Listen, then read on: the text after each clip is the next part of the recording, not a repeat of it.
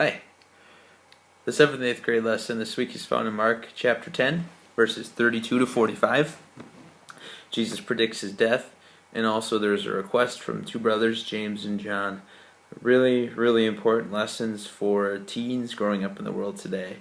Something that sort of flips from what the world sees things as to how a Christian sees things. So I'll get right into it. If you look on this sheet that I emailed last week with the 4 lessons that we had for this, this section here, you see under the key points I have greatness in the kingdom of heaven does not match up with our earthly view of what it takes to be great. Now, who's considered the greatest, the most powerful here on earth?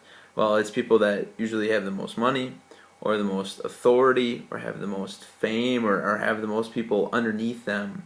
And Jesus explains in this section, that's fine for earth, but that's not how things go in heaven. So he's teaching about the importance of a servant's heart. And we'll talk about how Jesus demonstrates that a little bit more later. And one of the other key things here again is Jesus is foretelling his death once more. So if we go into the storytelling items, Jesus, his disciples, and a group of other people are headed toward Jerusalem. A lot of times, if you look at just the section, it looks like Jesus is just with his disciples, but a lot of times there were crowds following him that he was also talking to, and it seems like this is one of those times. Now the disciples are depressed and afraid as they're headed toward Jerusalem, and they really can't believe Jesus is even traveling to Jerusalem because they know that the Jewish leaders are waiting there. That's kind of their headquarters, and they want desperately to kill Jesus. So they're a little depressed on this journey.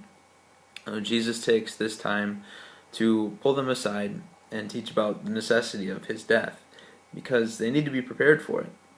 They need to know that it is happening, but it's for a reason. It's not death and that's the end of the story. This death is really the key to our salvation, so he's going to try to teach them that once again.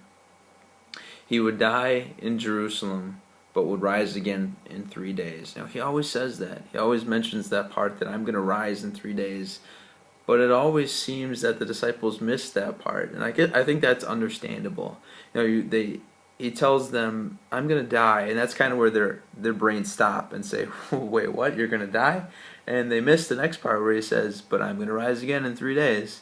So before we jump on the disciples here for failure to take Jesus at his word, I got to remember that, and also the fact if our roles were reversed, if this was us in the disciples' place, do you think we would be different? And I kind of think no. I think that our sinful nature would jump on that fact right away and ignore the part about him rising from the dead.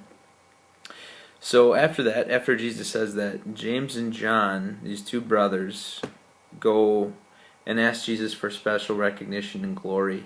Now this really reveals just how much they don't understand about Jesus and his kingdom. It's kind of funny that with the way they word this request, it's sort of like, okay, promise you won't be mad, but here's what I did. I remember doing that when I was a kid. You just kind of, before, if you have really bad news, you try to make the person you're telling it to promise that they're not going to freak out beforehand. Now what James and John do is they say, promise us you'll give us whatever we ask. And Jesus kind of just says, no, tell me what you're going to ask.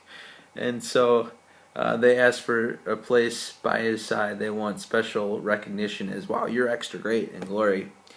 And Jesus kind of bluntly answers them and says, you don't have any idea what you're talking about. You think this is some great thing.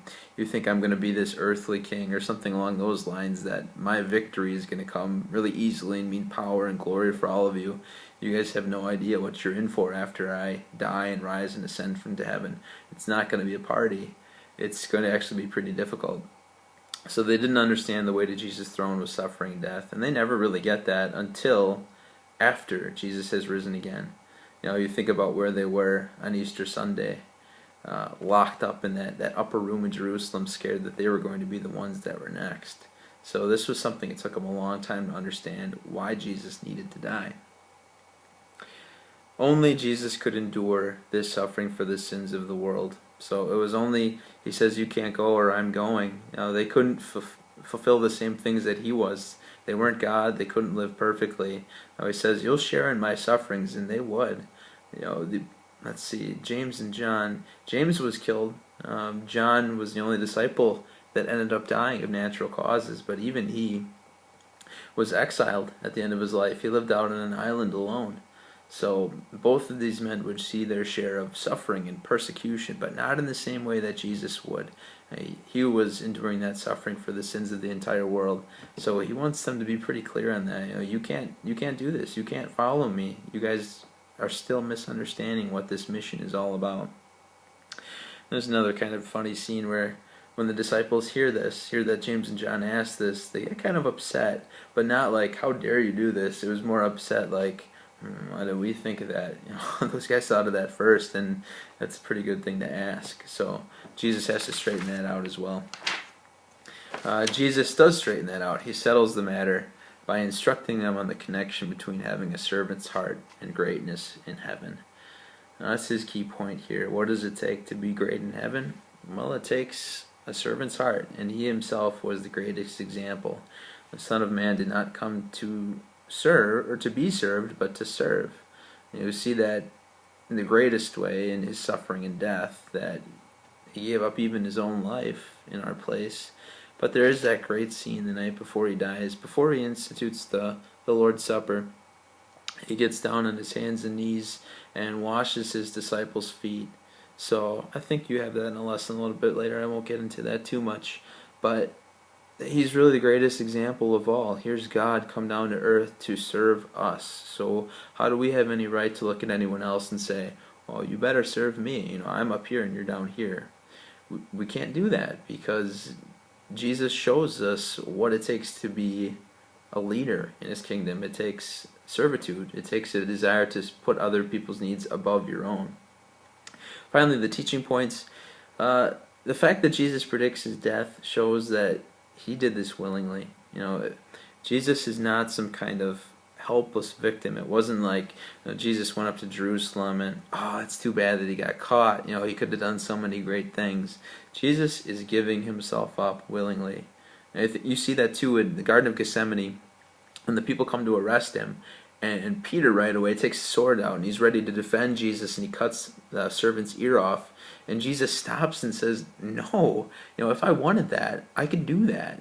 He says, don't you think I could call down 12 legions of angels in a second? So that's not what he wanted. His whole mission was dying, was giving himself up. So never misconstrue Jesus as some sort of helpless victim. It's always setting aside his own glory, his own power, to be killed in our place. Finally, Jesus gave himself up as a ransom for our sins. That's a pretty neat picture. I think one the kids can really get. They know the idea of someone being kidnapped and held for ransom. That's really what happened to the entire world. We were all kidnapped by sin, enslaved by sin. There's nothing we could do. We couldn't escape on our own. It's not ever an option. So what Jesus did was pay our ransom, and not with gold, not with silver, but with his holy precious blood and with his innocent suffering and death. It really was Jesus' life that paid the ransom and set us free. So I hope you enjoy teaching this lesson. A lot of great stuff in here.